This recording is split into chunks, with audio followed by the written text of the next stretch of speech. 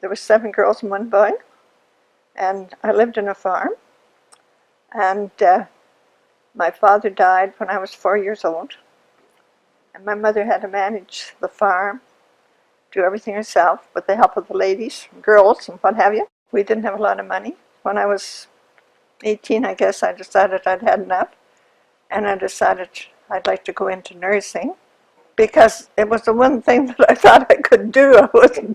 I wasn't too good at many things. I went to St. Joe's in Toronto. You started off as you were just next to nothing, as a probie. We did get good training, I'll say that. But we worked really hard. We used to call it slave training, because now you don't do these things, but we used to have to wash bedpans, do all this stuff that nobody else would do now. Not very much, really, because we were so intent on trying to graduate. Well, after we graduated, I worked at the hospital for about 6 months, I guess.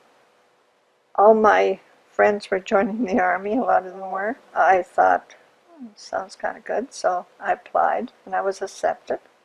My friend and I got word that we're going to be sent overseas.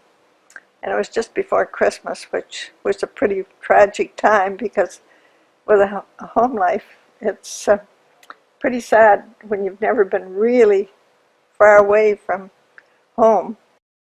I'd met this lieutenant in Hamilton, and we became engaged. And we're supposed to meet in England. And before I could get to England, he had been killed. He was with the artillery. We were sent to Halifax, and we were there a couple of months. We had fun on the thing, but we were being chased by submarines. And usually it took about 5 days. It took us 5 weeks. About 2 weeks later, it was still green. And it was quite a shock. Like, we came from Canada, and it was just around Christmas. Everything was darkness. It seemed so, we were looking for all this adventure, I guess, and everything was so dark and so dreary. And then they decided that we needed more training, because the boys were going into France at this time. This sergeant major was supposed to whip us into shape, and whip us into shape he did. Oh, God. Oh, it was just tragic, because we'd never had to do this before. It was exercise morning, noon, night, and oh, he yelled and he screamed and he hollered, and then he'd take us off, and he'd drop us off about 2 miles away with a great big, these double packs you had to wear. I look at it now, and I think how thankful we were, because if we didn't have that training, I don't think we could have gone through France the way we had to. Because we're all sort of soft and this and that. When we first went into France, we're in a field, just an ordinary farm field. The tents were all set up. Our patients all came back there. There was so much rain, so much water, no food, no water, basically, either, except rain. Mud, oh God, you never saw so much mud in all your life. We worked I would say we worked about 12 hours straight, and then had a rest and went back for another 12 hours, So there's no rest, basically. It just kept working. It wasn't long before we start getting patients back. And this is the sad part, like all these kids coming back, and it was so tragic with, they had legs off, arms off, stomach was torn open. But it was just a constant thing of them coming in all the time.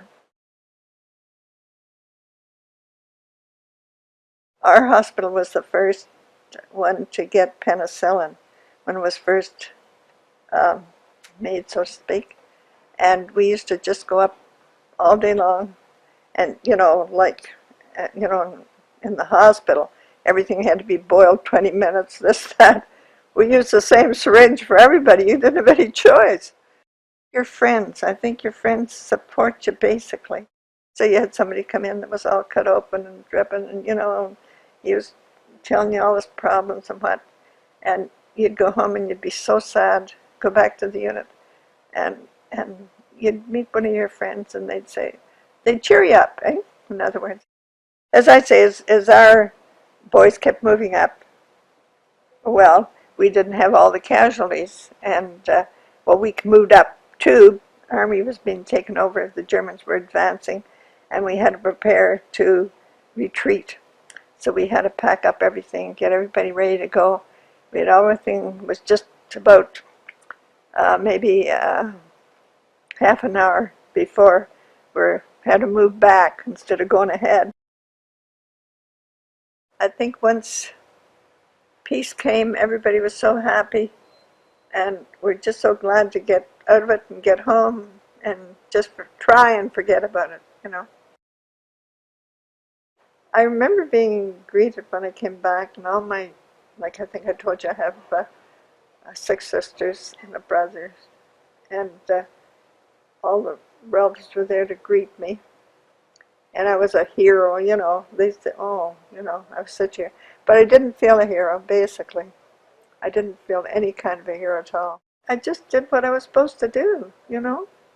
I think a hero does great things. I didn't do great things. This seems odd, but perhaps when I was accepted into the Army, because a lot of my friends were turned down. We never talk about this sort of thing, you know. We just don't. Because I think it was so tragic. Yeah, basically, I think this is it. You try to block it out of your mind, which is just natural.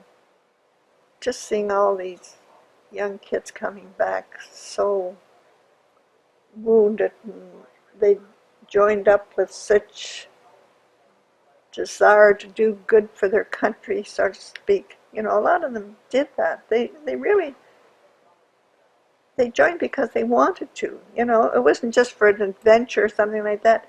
Most of them joined because they wanted to help the country.